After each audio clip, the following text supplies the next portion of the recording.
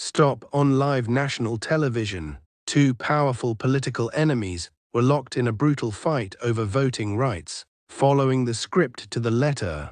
Then one of them did the unthinkable. She reached up, pulled out her earpiece, and cut off her entire political team. Narrator, the bright studio lights, the tense silence, the expected partisan talking points, all were shattered by a single, deliberate action, a plastic earpiece being calmly removed and placed on the desk. Florida's former Attorney General, Pam Bondi, cut the line to her advisors, looked across the table at Congresswoman Jasmine Crockett, and said 7 simple words that would instantly go viral and redefine political discourse.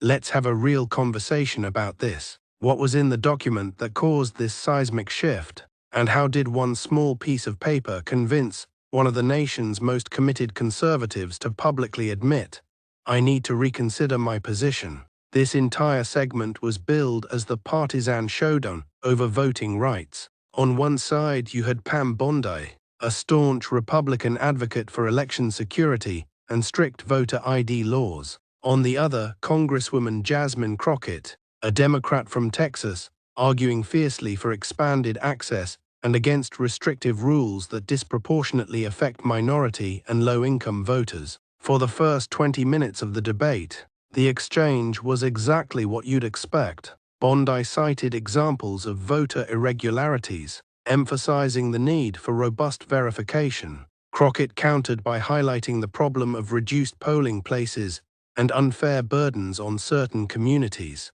They were informed, they were passionate, and they were talking past each other, locked into their ideological corners. The moderator struggled to bridge the divide, attempting to steer the conversation toward proposed federal legislation. But Crockett had had enough of the predictable dance. At the 4-minute mark, Crockett paused, signaling that she was about to take a completely different direction. She pulled a folded document from her portfolio. She didn't use a rebuttal, she didn't raise her voice. She simply turned to her opponent and said, "Before you go on, I want you to look at this." The document was an internal analysis from the Florida Attorney General's office, dated March 17, 2018, a time when Pam Bondi was the Attorney General. As the cameras zoomed in, Bondi's confident demeanor faltered. Her expression shifted from cautious to confused as she began to read. Crockett explained that the report detailed the real-world problems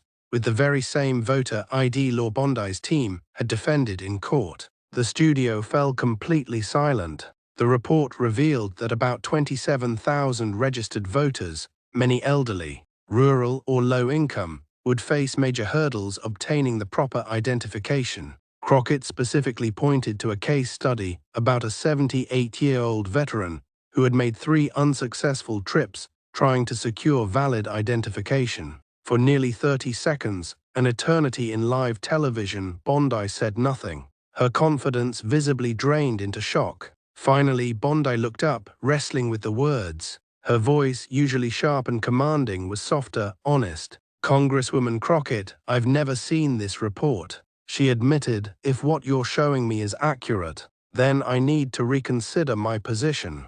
This kind of public, on-air concession between ideological opponents is almost unheard of in modern politics. But the true act of transformation came next. Bondi calmly removed her earpiece, cutting the direct, performative link to her political team, her handlers and her script. It was a physical rejection of the fight mode that political media encourages. She leaned forward and with the tension released, she extended the invitation, "Let's have a real conversation about this." When the program returned from an unscheduled commercial break, the atmosphere was completely different.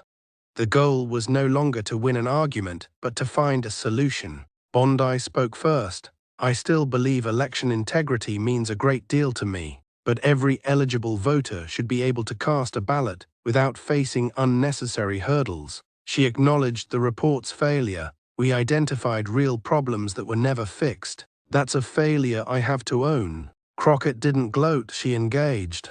She moved the discussion from principle to implementation, noting that in one city, monitoring showed average wait times of 23 minutes in majority white neighborhoods compared to over 100 minutes in Black and Latino